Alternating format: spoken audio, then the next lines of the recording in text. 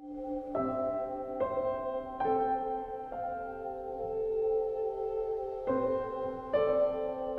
was scared because I didn't know what was happening, and I didn't know it was as serious as it was. I watched her go down a few stairs, and she had to grab onto the rail in order to get down the stairs. She didn't have the leg strength to do it. And at that point, I really panicked. I started thinking about all the worst possibilities.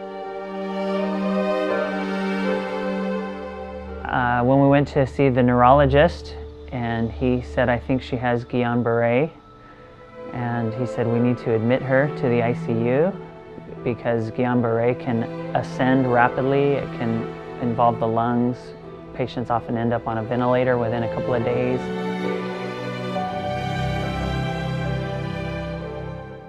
So they started her on IVIG, intravenous immunoglobulin. It was a 5-day course, so she had to stay in the hospital for 5 days. But after about the first 2 days of treatment, there was a really impressive improvement. And then at almost exactly 3 months, she started walking funny again. We pretty much knew it was back.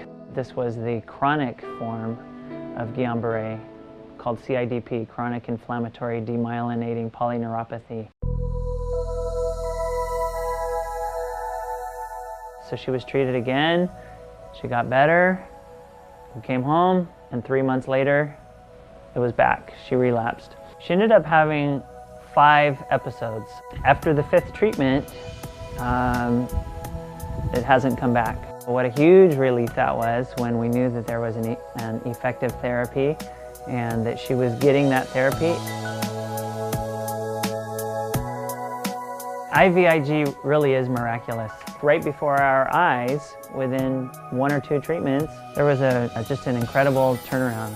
My dad called it liquid gold. IVIG comes from people, from donors. It's a lengthy process and you need lots of plasma to get that. The IVIG puts other people's antibodies inside me. I think that's kind of weird how other people's antibodies can help keep me healthy. Certainly for the 5 courses of 5 days each, I'm sure it took thousands of donors. In April, I did the Wildflower Century, which is a 100-mile bike ride. I did it with most of my classmates in honor of our teacher who passed away in October. She's a normal, healthy 13-year-old girl today because of IVIG and generous donors. It might not seem like that when you're donating your small amount of blood or whatever, but it'll really help people who are sick, and it really helped me. It saved my daughter, Quincey.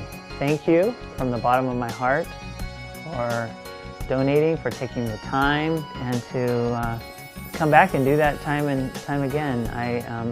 I'm incredibly thankful, and Quincey has a normal life today because of it.